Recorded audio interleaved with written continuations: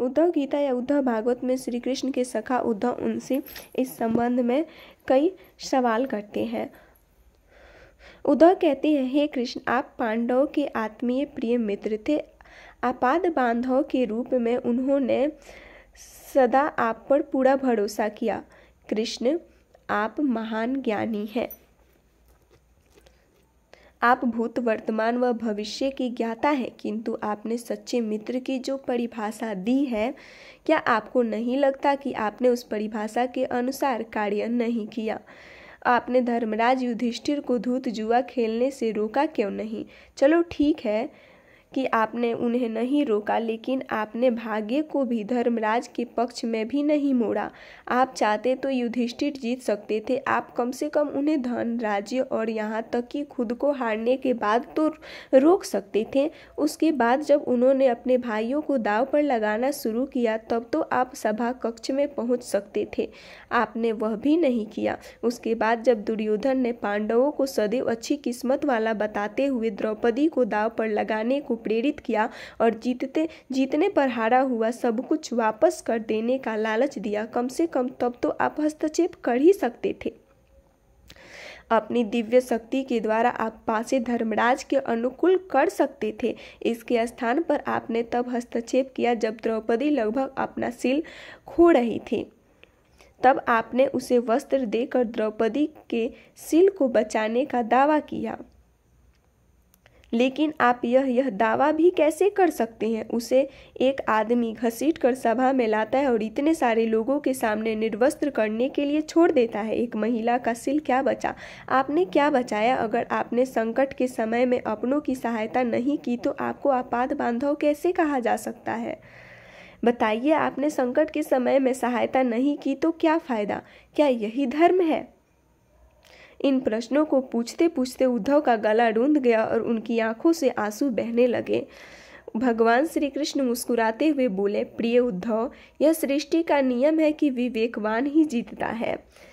उस समय दुर्योधन के पास विवेक था, धर्मराज के पास नहीं। यही कारण रहा कि धर्मराज पराजित हुए। उद्धव को हैरान परेशान देखकर कृष्ण जी आगे बोले, दुर्योधन के पास जुआ खेलने के लिए पैसा और धन तो बहुत था, लेकिन उसे पासों का खेल खेलना नहीं आता था। इसीलिए उसने अपने मामा शकुनी का धुतकीरा के लिए उपयोग किया। यही विवेक है। धर्मराज भी इसी प्रकार सोच सकते थे और अपने चचेरे भाई से पेशकश कर सकते थे कि उनकी तरफ से मैं खेलूंगा। जरा विचार करो कि अगर शकुनी और मैं खेलते तो कौन जीतता? पासे के अंक उसके अनुसार आते या मेरे अनुसार? चलो इस बात को जाने दो। उन्होंने खेल में मुझे शामिल नहीं किया, इस बात के लिए क्षमा किया जा सकता है, लेकिन उन्होंने विवेक शून्यता से एक और बड़ी गलती की, और यह कि उन्होंने मुझसे प्रार्थना की कि मैं तब तक सभा कक्ष में न आऊं जब तक कि मुझे बुलाया न जाए, क्योंकि वे अपने दुर्भाग्य से खेल मुझसे छुपकर खेलना चाहते थे। वे नहीं चाहते थे मुझे मालूम पड़े कि वे जुआ खेल रहे हैं। इस प्रकार उन्होंने मुझे अपनी प्रार्थना से बांध दिया। मुझे सभा कक्ष में आने की अनुमति नहीं थी। इसके बाद भी मैं कक्ष के बाहर इंतजार कर रहा था कि कब कोई मुझे बुलाता है। भीम, अर्जुन, नकुल और सहदेव सब मुझे भूल गए, बस अपने भाग्य और दुर्योधन को कोसते रहे।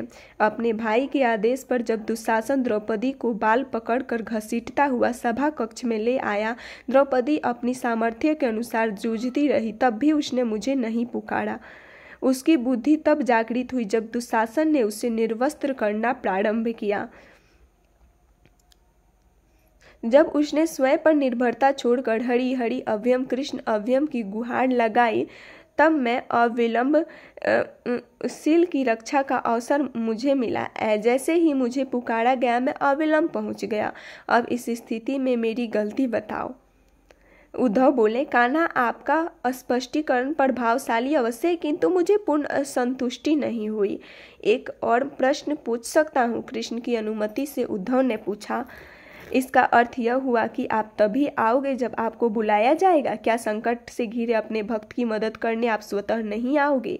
कृष्ण जी मुस्कुराए। उद्धव, इस सृष्टि में हर एक का जीवन उसके स्वयं के कर्म फल के आधार पर संचालित होता है, न तो मैं इसे चलाता हूँ और न इसमें कोई हस्तक्षेप।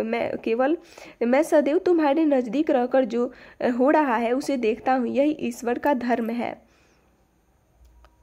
उलाहना देते हुए उद्धव ने पूछा, वाह वाह, बहुत अच्छा कृष्ण। तो इसका अर्थ यह हुआ कि आप हमारे समीप खड़े रहकर हमारे दुष्कर्मों का निरीक्षण करते रहें। हम पाप पर पाप करते रहेंगे और आप हमें साक्षी बनकर देखते रहेंगे। आप क्या चाहते हैं कि हम भूल करते रहें, पाप की गठरी बांधते रहें और उसका फल भुगतते रहें? तब कृष्ण जी बोले, उद्धव, तुम शब्दों के गहरे अर्थ को समझो। जब तुम समझकर अनुभव कर लोगे कि मैं तुम्हारे समीप साक्षी के रूप में हर पल हूं, तो क्या तुम कुछ भी गलती या बुरा कर सकोगे?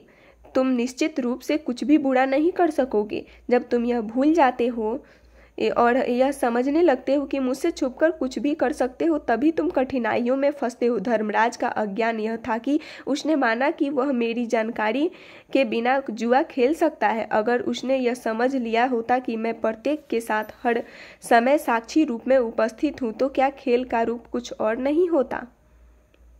उद्धव मंत्रमुग्ध हो गए और बोले, प्रभु, कितना गहरा दर्शन है, कितना महान सत्य। प्रार्थना और पूजा पाठ से ईश्वर को अपनी मदद के लिए बुलाना तो महज हमारी पर भावना है, किंतु जैसे ही हम यह विश्वास करना शुरू करते हैं कि ईश्वर के बिना पत्ता भी नहीं हिलता।